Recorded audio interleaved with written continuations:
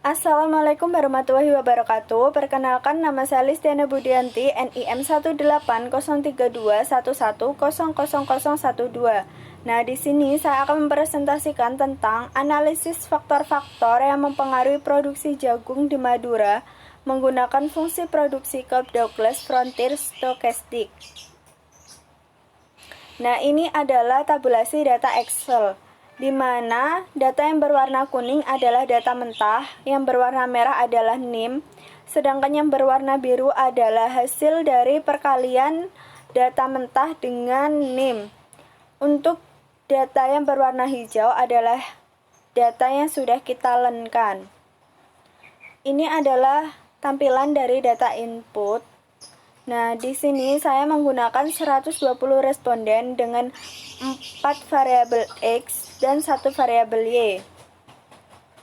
Ini adalah tampilan dari data output hasil dari analisis software Frontier. Berdasarkan hasil analisis tersebut, kita dapat mengetahui bahwa berdasarkan nilai koefisien dari tabel di atas, dapat dilihat bagaimana pengaruh variabel X terhadap variabel Y. Apakah negatif atau positif?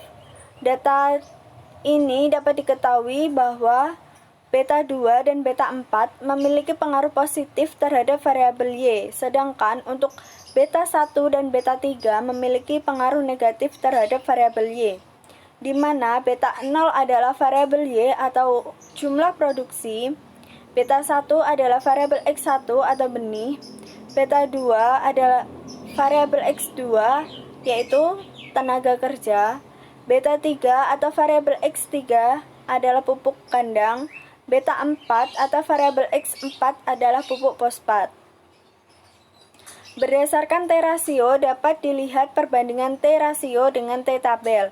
Nah, dari data di atas dapat dilihat bahwa T-tabel sebesar 1,980 dengan alfa 5%, maka dapat diketahui bahwa beta 1 atau X1 yaitu sebesar 0,745 kurang dari 1,980, artinya variabel benih tidak berpengaruh secara signifikan terhadap jumlah produksi atau variabel X.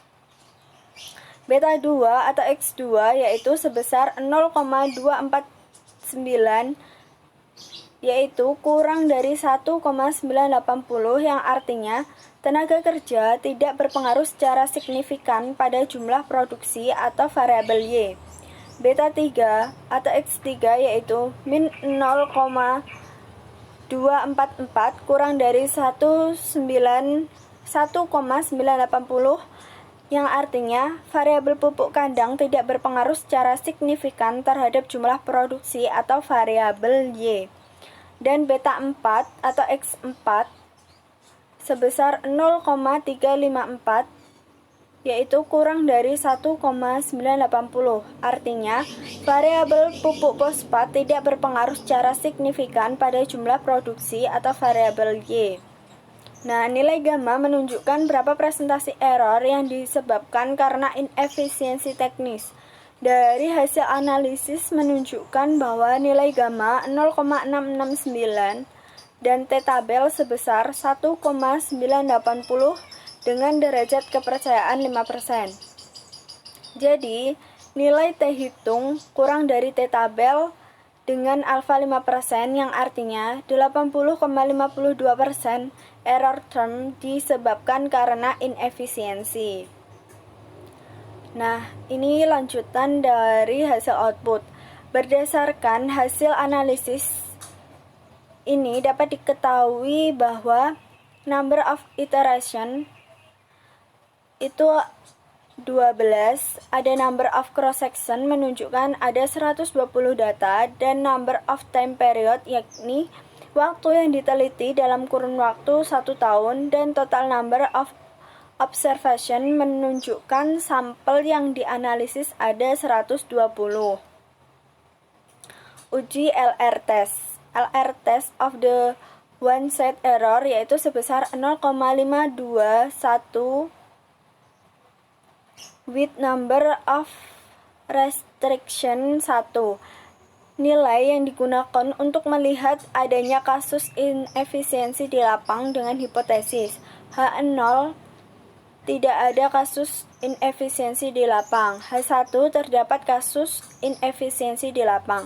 Nah, berdasarkan tabel yang tadi, dapat diketahui bahwa kode PALM disimpulkan bahwa nilai LR test 0,512 kurang dari nilai kode PALM yaitu 2,706, sehingga dapat disimpulkan bahwa H0 diterima, yang artinya pada data ini tidak terdapat kasus inefisiensi.